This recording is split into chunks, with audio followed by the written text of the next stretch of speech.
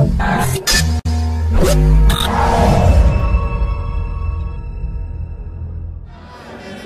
يا أسامة، أنت لعيب كبير ومحترم وعندك إمكانيات كبيرة، فخلينا نفضل نحبك في الكورة وفي كل حاجة. ضربة الرأس الخطيرة، أول هدف اللقاء. نعم، أول هدف اللقاء. إنه العراق يا حبيبي، إنها العراق يا عزيزي، إنها العراق. نعم نعم نعم نعم، العراق العراق العراق العراق يا سادة.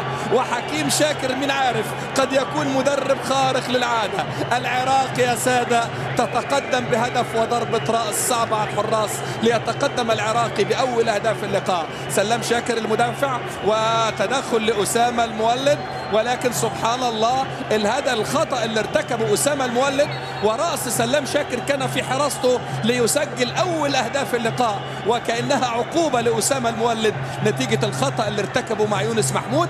بينما سلام شاكر مدافع نادي الخور القطري، وفرحة حكيم شاكر كبيرة لأن من سجل هو سلام شاكر والمدرب هو. ضربة حرة جاي لها مين؟ جاي لها أحمد ياسين، وجاي لها بالشمال علي عدنان. علي بشماله سريعة، الثاني مش ممكن هدف ثاني للمنتخب العراقي بضربة راس صعبة على الحراس. وسبحان الله سبحان الله، وليد عبد الله بيقول لك رب اكفني شر أصدقائي أما أعدائي فأنا كفيل بهم. رب اكفني شر أصدقائي أما أعدائي فأنا كفيل بهم، لأن صديقه الصدوق والمدافع العملاق في اللقطة الأخيرة بضربة رأس ينجح في إحراز هدف في مرماه بدون قصد. قطعا ينجح المنتخب العراقي في إحراز الهدف الثاني برأس الدفاع.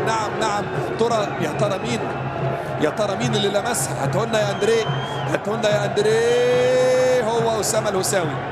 جت فيك يا أسامة يا هساوي من علي عدنان. أسامة الهساوي ولا رقم 12؟ قولوا لي سلطان البيشي ولا الهساوي؟ سيبك من كل ده بقى.